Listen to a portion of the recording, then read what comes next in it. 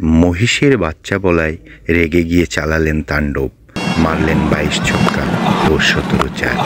আজ এমন এক ক্রিকেটারের কথা বলছি যার উচ্চতা 6 ফুট 6 ইঞ্চি, 140 কেজি ওজনের বিশালকায় দেহের একজন মানুষ। তার প্রতিটা শট যেন স্টেডিয়াম কাঁপিয়ে দেয়। তার বল হাতে স্পিনের জাদুতে ব্যাটসম্যানরা রীতিমতো বিভ্রান্ত। হ্যাঁ, আজ আমি বলছি এমন একজন ক্রিকেটারের কথা যিনি তার শারীরিক গঠন নিয়ে সমস্ত সমালোচনা ও কটূক্তিকে উপেক্ষা করে ক্রিকেট বিশ্বে নিজের জায়গা করে নিয়েছেন পাকাপোক্তভাবে। তিনি হলেন ওয়েস্ট ইন্ডিজের অলরাউন্ডার ক্রিকেটার রাখিম কর্নওয়াল।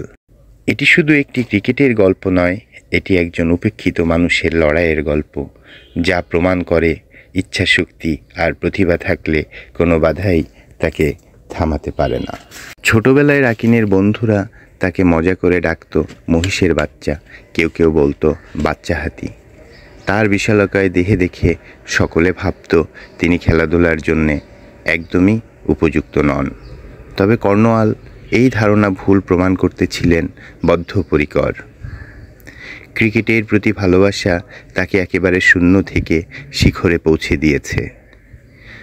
যখন তার বয়স মাত্র 17, তখন তিনি ওয়েস্ট ইন্ডিজের ঘরোয়া লিগে আত্মপ্রকাশ করেন। সেই বিশাল দেহ নিয়েও তিনি মাঠে যে স্বতঃস্ফূর্ততা দেখিয়েছেন তা দেখে কোচ থেকে শুরু করে দর্শকরাও হতবাক। কিন্তু তার আসল পরিচিতি আসে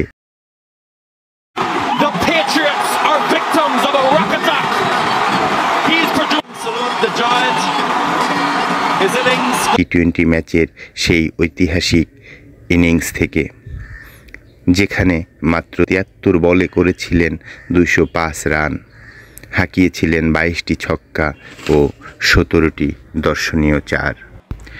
প্রতিটি ছক্কার সময় বল যেন আকাশে হারিয়ে যাচ্ছিল। এটি ছিল এমন এক মুহূর্ত যা ক্রিকেট ইতিহাস চিরকাল মনে রাখবে।